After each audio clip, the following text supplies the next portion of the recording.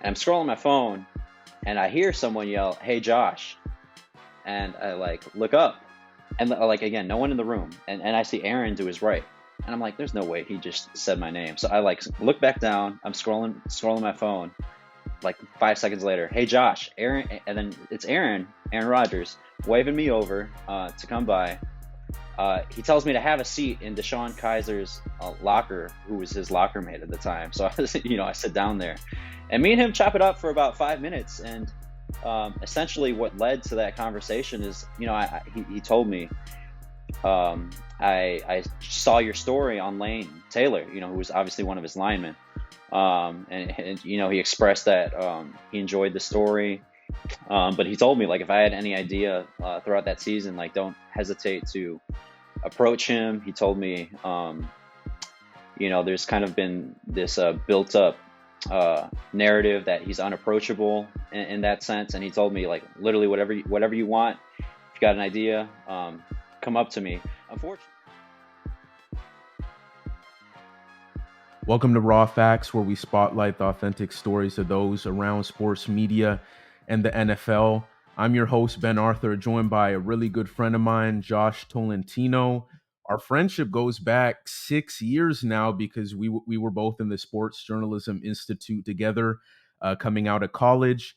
Just like me, he covers the NFL. Specifically, he covers the Philadelphia Eagles for the Philly Inquirer. His previous stops include covering the Miami Dolphins, Green Bay Packers, and on the MLB side, the Tampa Bay Rays for the Athletic.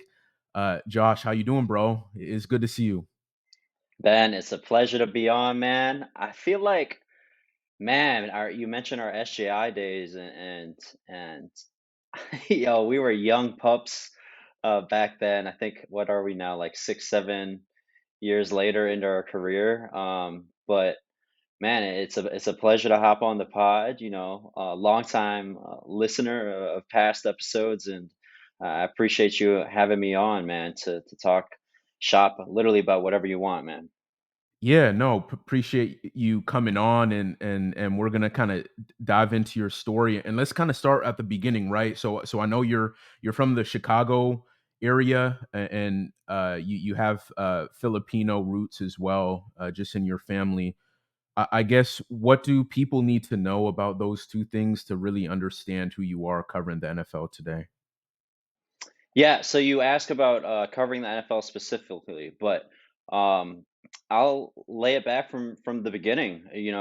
Ben, there were multiple reasons why I kind of wanted to get into journalism. The first being that big unraveler of the truth and storytelling. Growing up, but specifically when you ask about my Filipino roots, dog. Filipinos love basketball. Like, it is the number one sport in the Philippines. And there's actually an uprise now of some Filipino American athletes. Jordan Clarkson being one of the main figures. Jalen Green, another Filipino. He's got some Filipino blood in him. So they're certainly on the come up in terms of exposure and figures. When I was growing up, there was really no one.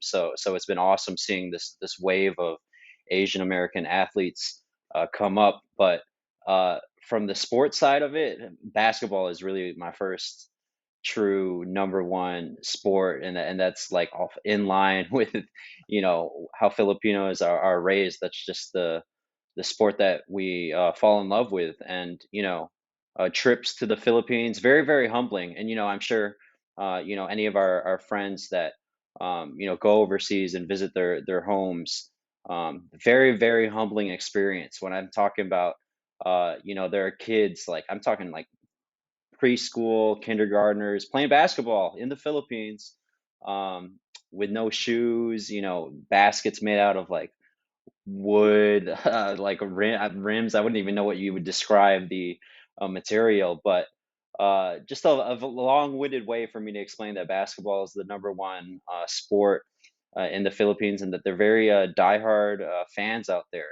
The NBA is a global sport, but spinning back to football specifically, coincidentally, the reason why I kind of got entrenched in covering football early in my career, post college, was thanks to an Asian guy, Ben. A guy who goes by the name of Don Yi. And this was actually the summer that you and I were in SJI together. Don is Tom Brady. He's best known as Tom Brady's agent. He reps several others as well, Jimmy Garoppolo, um, Julian Edelman, but Brady is his, that's the big name. They don't get much bigger than him. And at that time, again, this was post college. I had just finished school, attended Illinois State University, which is in the middle of the Midwest, and was really seeking opportunity. And the year prior was my first year attending the AAJA conference, which is the Asian American Journalism Association, comparable to NAHJ, NABJ, which you're very involved in. So that was my first AAJ conference, and man, when I attended that conference and I see all these different Asian reporters and excuse me, yeah, athletes too. Jeremy Lin was there, but mainly guys like Kevin Legandi, Carrie Chow, Michael Kim, Cassidy Hubbarth, names like that. And I'm like, yo, these people are like here, and I can network with them. And I fully took advantage of that. Maintained contacts after my first connection, and since then, I think I've been to 8 or 9 conventions consecutively. So AAJ has played a very big impact on my life. But really, what I'm trying to hammer home at is that during that convention made connections, networked the heck out of everyone that was there, because I was like, wow, like, you don't see many Asian people on TV talking about sports, and here they are. So let me take full advantage of that, and really got involved in their sports group. And I'm going to tie this back to Don here. Don at that time was trying to get more involved um, with Asian storytelling. As a longtime agent, we're talking about Brady is, one of his famous clients, but he's been in the game for quite some time. But from his perspective, he's seen a lack of representation in this specific field. So he reached out to AAJ at the time and started his inaugural scholarship, which I was very, very lucky to be the recipient of. So I was the first ever recipient for a scholarship uh, dedicated in his parents' name. And basically, throughout my entire journalism career, he's been very, very influential in terms of a role model.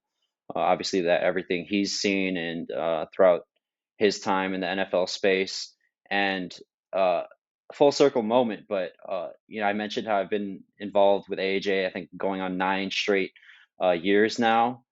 So 8 years since that scholarship, but I think we're on like recipients 14 and 15.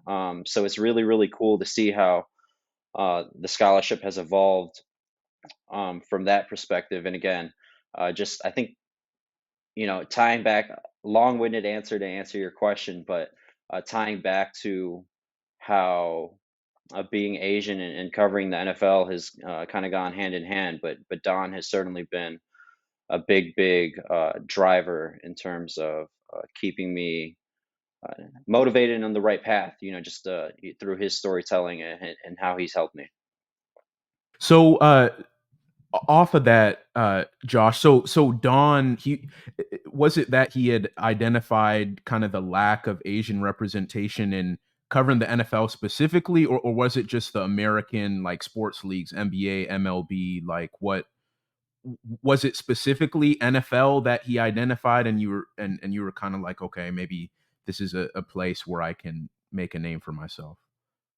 It's a mix of both. Certainly his involvement, uh, being in and around the league over the past several decades, but more so from a wider lens of the lack of storytellers in Western media, as he likes to describe it. So, um, yes, but since then, again, like, I mean, uh, uh, the scholarship has grown. Back then, I believe it was for like a certain amount of money. I was the only recipient, and now the scholarship has doubled in the amount and also the number of recipients each year. So, um, and since then, I've also like stayed involved with AAJ in terms of my commitment and involvement with the Sports Task Force Executive Board, helping shell out scholarships and internships throughout the year. So that's also been very rewarding because, man, like all these students coming up, like I want them to experience like that, those exact feelings that I felt coming out of the college and the support that I received from people like Don and others. Josh, why do you think it is so important to elevate Asian voices in particular in the NFL space? Do you think because as you mentioned too, like there's a wave, like a rise of Asian American athletes. You mentioned Jordan Clarkson, Jalen Green, even on the NFL side, the safety for the Rams, Taylor Rapp. Taylor Rapp, Andre Yoshivas got his first touchdown last week from Joe Burrow. That's right. Why do you think maybe it's so important to kind of have those diverse voices? Because so much when we talk about having more diversity in sports journalism, it's on in my opinion, it's mainly more about like let's get more black voices in there, right? But like from your vantage point, like why is it so important? Even though we still don't have a large percentage of like Asian or Asian American players like in the NFL. Why is it so important for kind of like voices like yours to be spotlighted in this space, do you think?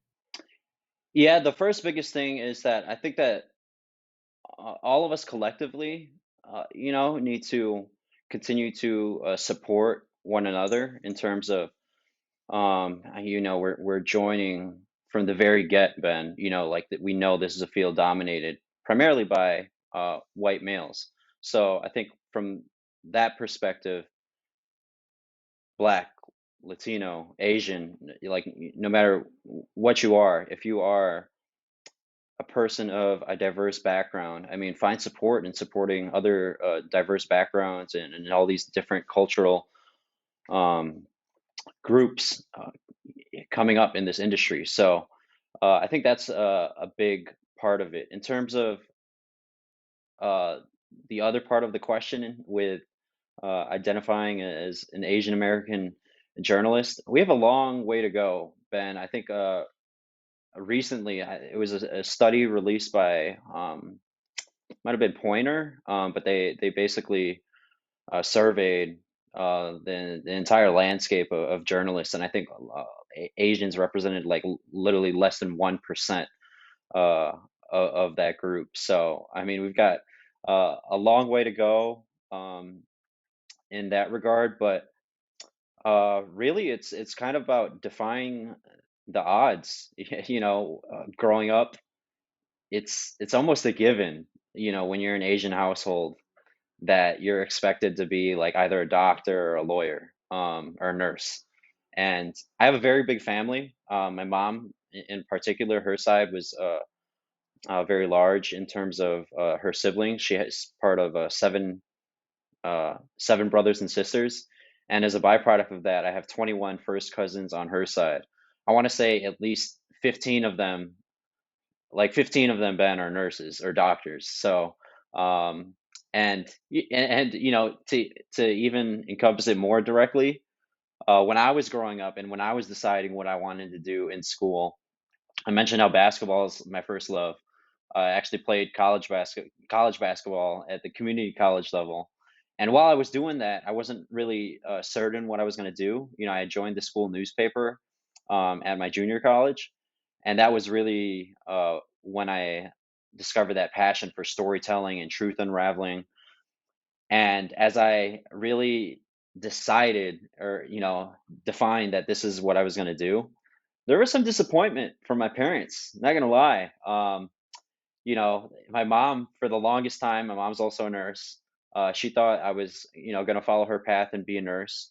But there was certainly a little bit of disappointment, and talking to other Asian friends in the industry, they've also experienced the same thing with their parents. So that's a very real thing of not wanting to be a disappointment to your parents, and not being able to chase that science or medical field industry. Thankfully, my younger brother, he is a nurse, so he's successfully carried on And you that kind of took that torch. on, yeah. Yeah, yeah, but even when I got SJI, Ben, and I had my first two major internships at major metro newspapers, the Chicago Sun-Times, which is a hometown newspaper for me, and then the Kansas City Star through SJI. It took a while for my parents to realize, like, this is a successful path, or this internship is deemed as a success, but they've certainly turned around, in terms of the support. And whenever I'm on TV now, I have a weekly show here in Philadelphia. They tune in on the live stream and they send me photos and stuff. So, but I guess That's awesome. spinning that narrative that you can define the odds that are really kind of against you to go beyond the medical field as an Asian coming up. Yeah, no, that first of all, that's awesome, and I do kind of relate to that too, just because like I'm Black American, but like my family is from West Africa and Ghana, and when a lot of times when Africans come to the States, they expect their kids to be doctors and lawyers, kind of like your whole experience too. And so I definitely felt that pressure as well. Although my parents have been very supportive of what I've wanted to do, but I really felt what you were saying there.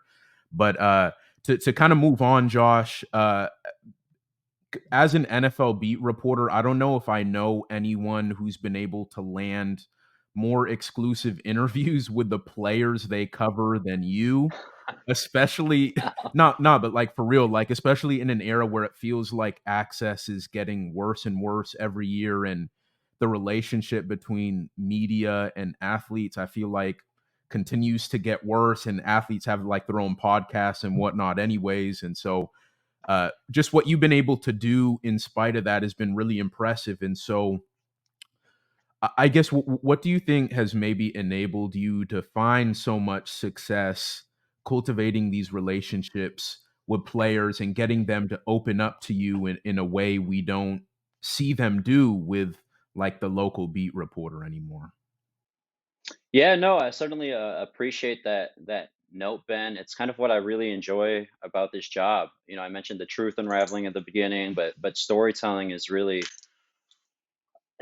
away from the field is really kind of what pulled me, and that's the most intriguing part of what we do. I know some people love the film; they love to eat up the football side. I love getting out of the locker room, getting out of the facility, and just seeing these guys how they are beyond there, because everyone obviously has a story. Um, Man, but I guess to really hammer on your question, it's the relationships, and I know you've had past guests come on and hammer home on the relationships, but it really is. Um, at the end of the day, like, I mean, these guys are people too. They go back to their families. So I think just approaching them in that sense, I've seen it pay off in many instances.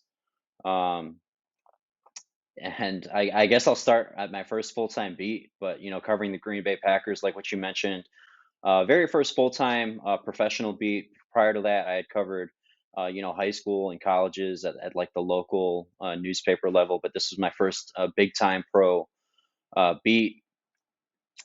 Oh man, I felt like I was thrown in the locker room, and like a fish swimming with the sharks. Like I'm talking about a Packers beat where, like, many of the beat reporters and writers there are very established. They've been there for decades. Very little turnover on that beat. So kind of got thrown into the fire there. And at the end of the day, getting to the roots, just being who you are in the locker room, chopping it up with guys after practice. And I'll give an example here. There might be better ones, or more recent ones, in terms of like the Eagles or the Dolphins, even the Rays. Some work I really take pride in from that beat. But there was an offensive lineman there in Green Bay by the name of Lane Taylor. Um, and Ben, being in the NFL locker room, like when you want to know what's going on the football field, offensive linemen are pretty good to go to. They're always good explainers, whatever it may be. And this was the year that the Packers fired Mike McCarthy, so a lot not going right for historically a franchise that has done very, very well when Aaron Rodgers was there. So a one-off year in terms of like you just saw as the season progressed, like things are not going well for this team.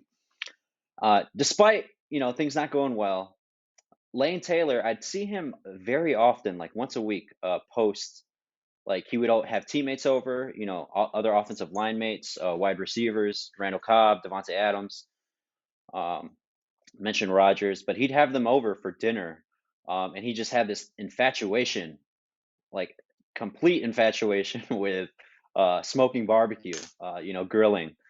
Um, so we mentioned how offensive linemen are always down to chop it up about whatever. So like there was literally just one day in the locker room, I'm like, man, you got to tell me more about like this grilling thing. Here I am living on my own. I'm trying to learn how to cook like basic food, and this man is like grilling for his teammates every other day.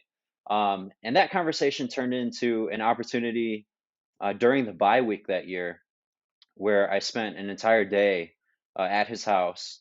He had a few young children at the time, so it's not like during the bye week, a lot of players, especially in Green Bay, they're flying to like a warm island with a beach somewhere, but because Lane had kids who were still in school, he just kicked it low.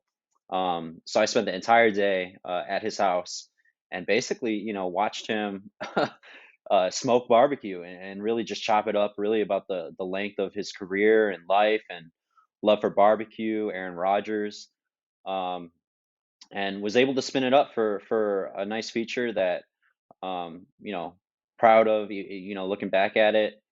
Um, but I use this story as an example because so that story it published like I, I told you I shadowed him during the bye week. I want to say it published like the Monday or Tuesday heading into the next game. Um, and so it publishes midweek heading into the next game. And uh, the the Packers they played the Dolphins coincidentally that Sunday. And it was a midday slot, so it was like that 4:25 um, time. And it was actually like a pretty dramatic victory. The team didn't win a lot that year, but it was a come from behind type victory. Very Rodgers esque. Like in the fourth quarter, they were down, and Rodgers leads them to victory. Um, but anyways, we're in the locker room. About 8, 9 o'clock. So that's really around like prime time deadline. For a lot of reporters around that time. Um, Post game locker room, typical. Guys are trying pretty quick to evacuate the space, especially getting into a Sunday night, enjoy time with their families, get out of the building, get out of the stadium. And again, writers and reporters, basically chasing deadlines. So basically, the entire locker room was empty as I described this moment. Um, I think I was like one of like two or three reporters left in there. They were the PR staff. They were just about to close the locker room. And Rodgers, when he was in Green Bay, he would always do his post game media availabilities from the press conference room, which is a separate room from the locker room. So Rodgers gets back. He's at his locker, retrieving his things, about to leave, and I'm like one of less than five people in the room. And you know how we are in the locker room when there's no one in there, you're on your phone, like scrolling through Twitter, whatever's going on, catching up. So I'm on my phone scrolling through Twitter. And to this point of the season, I'll preface this is like, this is my first and only season covering that Packers team. I had not interacted with Aaron at all, like outside of, asking questions and scrums. There had been like I mentioned like the human element of saying hi to everyone. He was like one of the exceptions in terms of like, that was one person I did not obviously get to connect with. So really no interaction with him prior outside of, asking him questions in scrum type environments. So I'm on my phone scrolling on Twitter. Again, there's literally no one in the room, empty locker room after this victory. So his press conference had just wrapped up. And I'm scrolling my phone and I hear someone yell, "Hey, Josh." And I like look up and like again, no one in the room. And I see Aaron to his right. And I'm like, there's no way he just said my name. So I like look back down. I'm scrolling my phone. Like 5 seconds later, "Hey Josh, Aaron," and then it's Aaron Rodgers waving me over to come by. he tells me to have a seat in Deshaun Kaiser's locker, who was his locker mate at the time. So I sit down there, and me and him chop it up for about 5 minutes. And essentially, what led to that conversation is, he told me, I saw your story on Lane Taylor, who was obviously one of his linemen. And he expressed that he enjoyed the story. He even told me, it's funny that earlier you talk about athletes and the access, and obviously we know his weekly show now with ESPN. But he told me, like, if I had any idea throughout that season, like, don't hesitate to approach him. He told me, there's kind of been this built up narrative that he's unapproachable in that sense. And he told me, like, literally, whatever you want, if you got an idea, come up to me. Unfortunately, wasn't able to turn that into fruition with anything because he did get injured later in the year. Um, but that was like really my first moment that season where I was like, okay, like my work is, um, you know, y- y- you write and you report for the audience, but it's like, okay, well, like, other guys in this locker room, particularly Aaron, with that interaction, like, you never know who's going to read your stuff. You really never do. And that's just one of many, many examples in terms of the relationship building and how that turns into uh, those stories, which I love to tell. Yeah, no, that's awesome, and I don't think this is necessarily a question, but that's one of the reasons why I see what we do as a tremendous privilege, because we can shed a light to these guys that other people can't see, or like they just see them from a fantasy component, or just number 16 or whatever scoring a touchdown.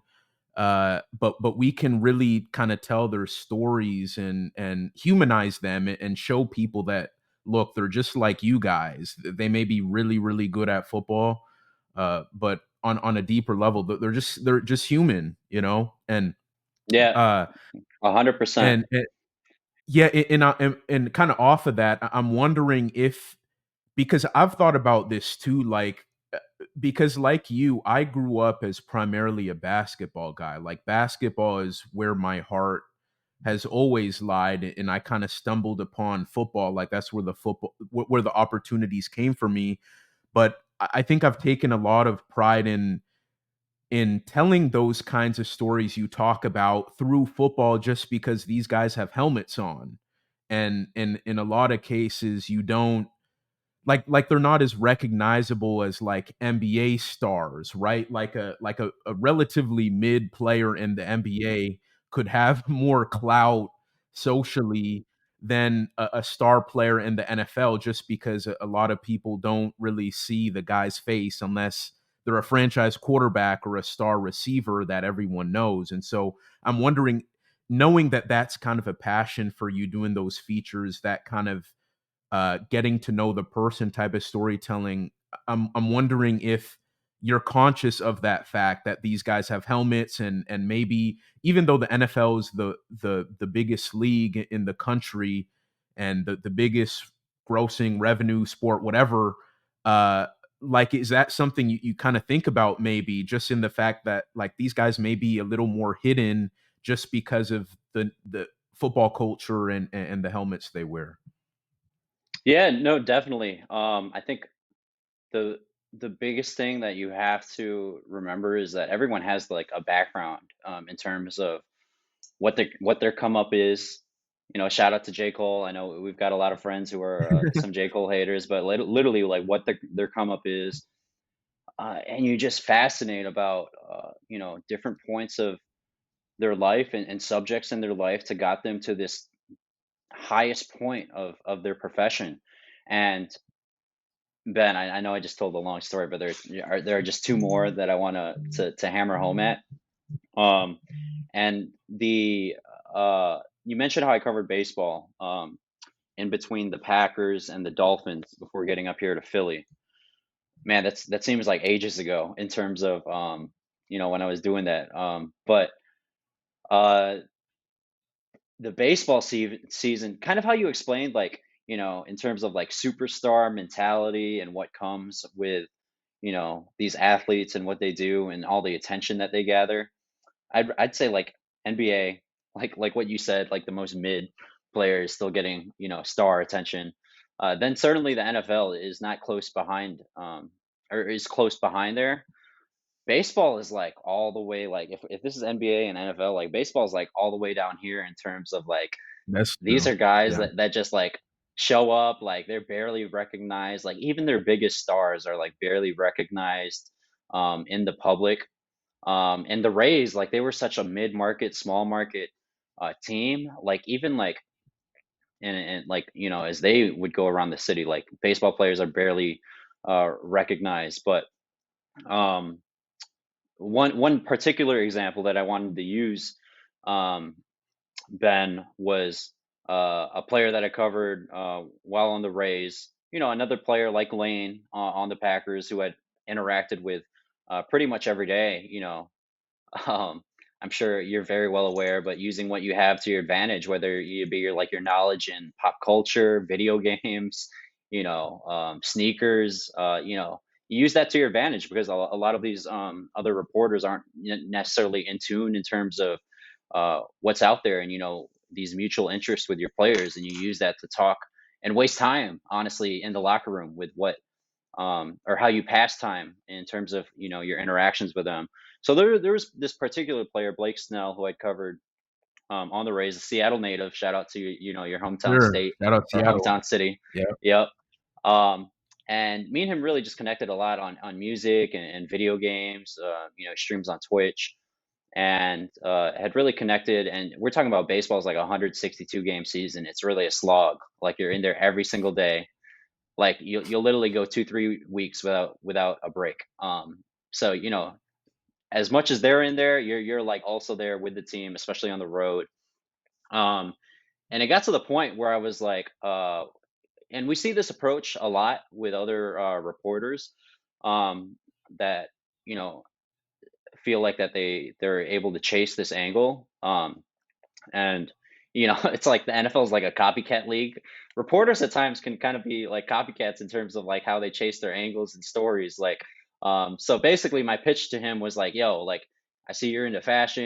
The shoes. Like, you think we could like hit the mall together to like profile you in that sense?" And that was the original idea.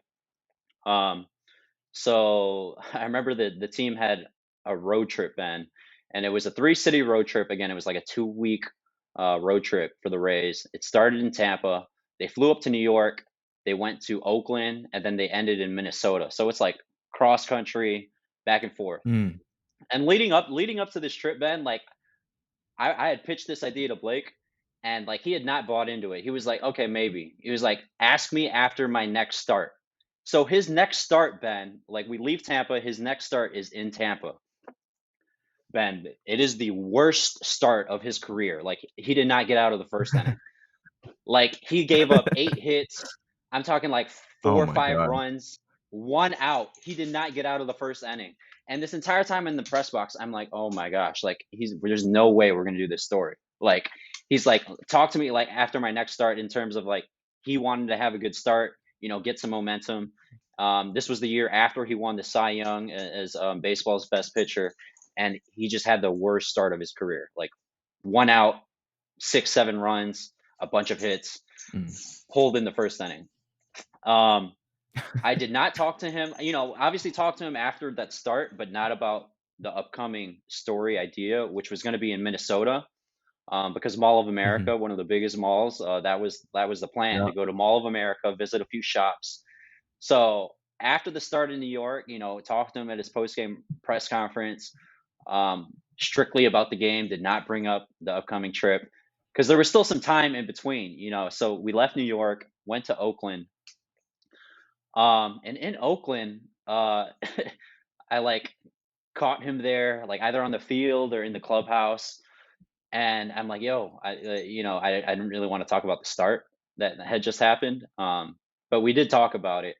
Um, and then I reminded him, I'm like, "Yo, we still got this idea planned. Can we still have this link up in Minnesota for this feature. Thankfully, he was about it.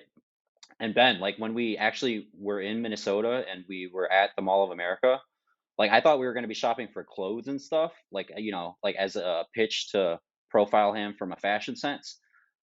Uh, Little do I know, like we're in the Uber from the hotel to the mall, and he's showing me on his phone photos of a house that he had just purchased in St. Pete, Tampa, and he had just signed Mm, a new contract with the team, which coincidentally expires this offseason, like this month.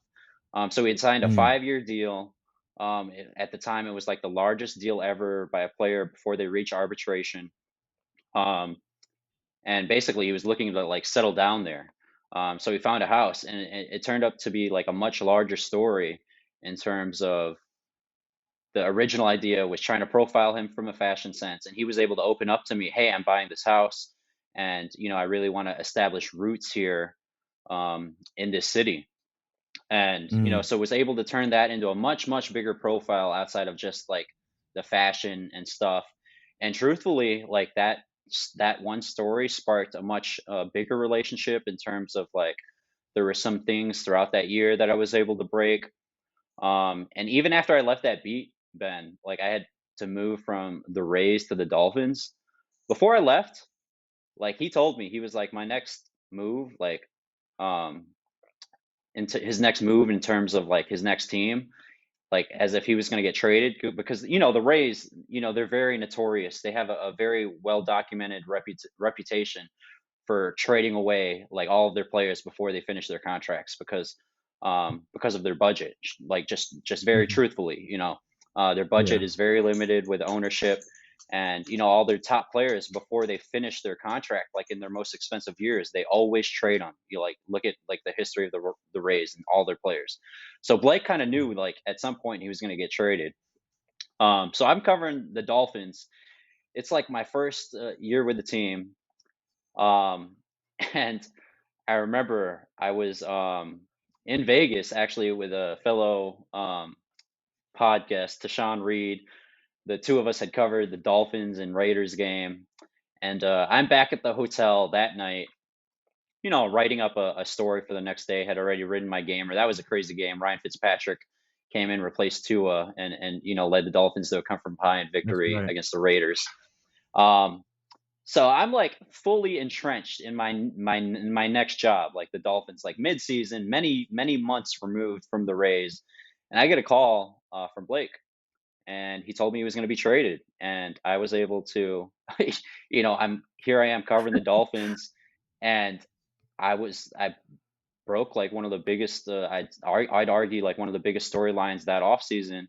And I Mm, was still with the Athletic at the time, so I was able to loop in Ken Rosenthal. So like right after Blake called me, I called Ken, their MLB insider, and also their Padres writer, and we were able to all collectively break it together, um, which mm. made sense because I don't cover baseball anymore.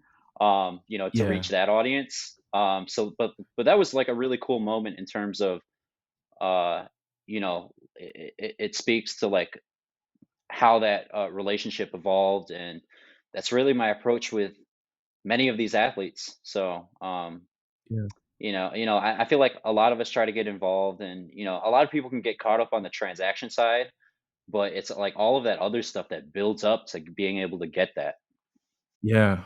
Nah, that's major facts. Like the relationships, like you just think of like kind of return on investment, so to speak, of like investing in relationships as opposed to like trying to call or text agents to give you stuff. Like it will pay like that stuff will just come if you're like genuine about relationships and like just like with just like feature storytelling, like just with what you were able to do with Blake Snell, like being able to write like a really nice feature on a guy, like that'll put you in a dude's good books, right? Like, and you're able to see him in a different light, and you don't just see him as another player, and he gets to know you, you get to know him, and again, that could lead to stuff like you being able to break one of the biggest MLB stories that year, and so I think that's a really big testament to that. And also to like younger journalists listening to this pod about kind of like what's possible when you just focus on the relationships and not get so consumed about uh, kind of these little transactions. So I think that's really cool. But to get to what you do now, Josh, covering the Eagles, uh, Jalen Hurts has become one of the league's best quarterbacks. We all know the big contract that he signed what was it, last offseason. Uh, but knowing that you're kind of around the team every day, what would you say is maybe something unique that you've learned about Jalen that you think maybe people don't understand, or maybe provides context to who he is as a person that you think you've maybe just picked up just because you get to see him so much and you see how he moves and you see how he talks in press conferences? Yeah, you see how he talks in press conferences. I think the NFL literally just released a video today, and as a mix up or a compilation rather of all these different sayings that he has. Um, and at times it certainly can feel repetitive, and you wonder if at some point like it might get old in terms of that approach with his teammates and such. But thus far, I mean, it earned him not only the contract but really the respect of the entire locker room. Ben, I think everyone who's on this roster at this moment, they were not here, when he was drafted, but still a lot of like the team's biggest names and players, like Fletcher Cox, Brandon Graham, they were all here to see that, when Jalen got here, he's obviously was behind Carson Wentz, and that relationship was very, I think it's been well documented, like, how Carson handled that in terms of the Mhm. pressure and even after his Eagles career, and what has become of Carson's afterlife from the Eagles. So Jalen was thrown into a tough situation there, and I think the way that he handled it in terms of not letting that ineffective relationship in that quarterback room affect him, um, obviously becoming the starter, dealing with a lot of criticism and judgment his first year, and really speaking to last year, I mean, the development, like as a processor, Mhm. everyone focuses on the arm, and his ability to obviously create with his legs, but really just how much faster he was processing his reads and his plays. I think that was the biggest thing last year in terms of getting to him to where he wanted to be in terms of the top tier of NFL quarterbacks. But just being in there every day, Ben, like this dude is a no frills, no jokes type guy. Again, Mm. you kind of worry and wonder, at some point will that get old? And AJ Brown has even spoken to that. But Jalen Hurts is literally all business. Like when we're in the locker room, like his locker is at the very front of the room, and across from him are the defensive backs, which is like a mix of like young and old. Obviously Darius Slay, James Bradbury lead that group, but I mean, there's a mix of a bunch of young players in there, and they like to joke around. They like to play that, like they like to wrestle, like they like to play that ninja game, like talk music, whatever. And they're always loud, like right in front of him. And this dude is like just always at his locker, like super locked in on whatever his next task is for the day. Fridays, in particular, as we record this on a Friday, like Fridays are known to be the day that players get out pretty quick. Like, they break after a pretty quick, their shortest practice of the week. And Friday's really like their one day of enjoyment in terms of like they can have the rest of the day. Wednesdays and Thursdays are very long in terms of their commitment and time in the building, and then Saturday that they get back in for one final meeting before their game. But Friday's like the day to essentially relax, from the afternoon into the evening hours. Jalen, and this is every day, like he is literally the last person to leave that building. Like for an Mm. example, and this happens on a weekly basis. By the end of like the availability period on Friday, out of like the 70 guys that are inside the locker room, 60 of them are gone, like completely empty on the way home. Then there's like a couple rookies. As rookies, like you tend to be in the building a little bit more during your rookie year, just because you're in a new city for the first time. You don't have that many people here. So like there's a small handful of rookies that are in there, picks and also like undrafted guys. Um, and then there's Jalen Hurts, and Jalen, like I'm talking like locker room's literally empty, weight room is literally empty, and Jalen is blasting his. This is every single Friday. Jalen is always blasting his tunes, and he's always going through a workout in the weight room on Friday. And for whatever reason, I guess Mm, the way his schedule lines up, Friday always tends to be a back day for him because like he's always in there like doing rows or lat pull mm. downs and I Yeah. think it's been well told about his work ethic in the weight room, but like we're talking like 2 days before a game, Ben. Like this is not like lightweight. Like this dude is like stacking the plates. Like like the weight is like literally all the way at it's the heaviest it can be, and like this guy is going all in on the weight room. So I think it's more so like that dedication and approach to whatever his next task may be. Obviously, he's a workout heavy into the workouts, but I think it's just that time commitment, and you can't really argue with the results, and obviously the contract that you mentioned. For sure. And and Josh, kind of back to you. So, like, where do you see yourself? Where is Josh Tolentino in 5, 10 years from now? Like, what's kind of uh maybe the next big goal for you in this industry? Man, that's a big question. Certainly one that I've been asked before. I think the goal. Sorry, just thinking out loud about it. I think obviously I want to evolve in this space, and whether that be uh becoming like more regional or national. What I feel like I don't want to do, Ben, and like I feel like there's a little separation here, like between the beat level and the national level. Like I really don't want to be like an Ian or an Adam Schefter in terms of like how much that consumes them, and work certainly consumes me a lot now, but I enjoy like really the storytelling aspect of it, and I don't want to lose that part. So certainly evolving in the space like digitally, whether that be through TV, other digital outlets, um, but really just evolving as a storyteller because I mean that's my biggest passion. And certainly like Yeah. the relationships, like what we've mentioned throughout the pod, can lead to transactions. Um, One more quick story. James Bradbury, he was an All Pro last year. Um, but the Giants, Brian Dable gets in there his first season, and they had to cut costs, and Bradbury was a cut against the salary cap, and that's how he ended up on the Eagles last year. But after he was cut, he really didn't open up in terms of like, because he was a pretty established player there, Pro Bowl type player, and he never Mhm. really opened up on in terms of like his feelings from that move for him to be cut by like a team that he had provided a lot for, and um, obviously had a very, very good season with the Eagles. And lo and behold, the Eagles' first opponent in the playoffs this past season was against the Giants. And Bradbury's another guy that I felt like I had developed a pretty good relationship. And leading, and the Eagles had the number one seed, so they had that bye.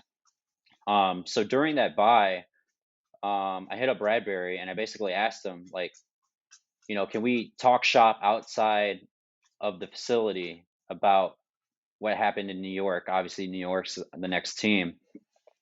So I go to his crib. Again, this is right before they host the Giants, and I think it was the divisional round of last year's playoffs. I go to his crib, we get dinner, and he opened up to me in a way that he hadn't previously. Um, he ends up picking off Daniel Jones in that game. Obviously, the Eagles roll on to the Super Bowl, beat the Niners in the NFC Championship game. But I'm just using this story as an example again, as Bradbury also was a free agent. Um, and while I didn't get the transaction itself, um, immediately after, the news came out that he was, well, first he was able to confirm for me pretty quick, that he was re-signing with the Eagles this past free agency. kind of like what you alluded to, but the biggest part of what you work for in the relationship is that, okay, I didn't get the transaction, but at least like what else can I, get or salvage out of this? Because like Mhm. for a player that you felt like it wasn't the Blake Snell in terms of like he called me with the trade. So like, but he was able to confirm with me real quick. How can I like salvage this situation? I was able to get James on the phone for about half an hour on deadline. I'm talking like I think the news broke like 5 o'clock. I was able to get him on the phone like 5:30. Our print deadlines are like insane. Um, and like I was able to like churn out a story pretty quick and basically explain through his words why he decided to re-sign with the team. Um, Mm. and that's essentially what we work for. It might not, you might not get that transaction, which everyone wants, but being able to like get the perspective of the player and the reasoning behind their decision in addition to like the come up and everything. I think that's like the most rewarding part of attacking the relationship on a daily basis. And that's what Josh, for that's the what I want to continue to do. yeah, for sure. Yeah, yeah, yeah. No, I got you. And but Josh, for you, what for like the young, maybe Filipino American kids growing up that see what you do and want to do what you do, maybe what wisdom, what words of advice would you give them? Yeah, I'd say obviously, your parents play and the people in your life, like close family figures, they play like such an influential role throughout your childhood. And certainly like don't go astray from, their advice and guidance, but chase your passions because like like literally like rewriting like the script of our family in terms of like my large 20 cousin family, like one of the like certainly the only journalist in the family. um and but one of the very few non nurses and doctors, and I'd say like don't be afraid of disappointment, but also be ready to grind. As real as those jobs are in terms of the medical field and what that expectation is. I guess just growing up in an Asian household, like you still got to grind in this profession. You and I were chatting offline about just what the in season grind can be. Working these insane 50, 60 hour weeks on a regular basis throughout the year. um, Man, during the Super Bowl week, Ben, you know, I this don't past even Super want to Bowl, know how crazy that was. I logged my hours, 90-hour work week that Super Bowl week. I was literally sleeping like 2 to 3 hours per night on average, That's just insane. churning out like features like literally every single day. So like certainly be ready to grind, but I mean if you're ready to like embrace that factor and you have that passion for sports and journalism and storytelling, like there's opportunity there and we would certainly welcome it. And I personally and others in AAJ will do our best to support you because we need more um, voices of color. We need more Black voices. We need more Latino voices. We certainly need more Asian voices in this space. So know that you'll have allies coming into this industry, but be ready to grind and don't be afraid to, I guess, defy the odds as growing up in an Asian household.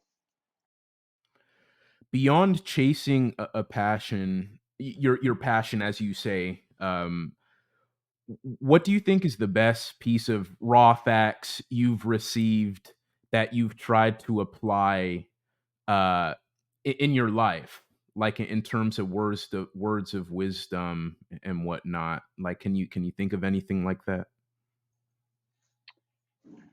Yeah, I think, hmm, that's a tough question because I could go like inspirational, like from family, but I guess just to keep it within like the sports space.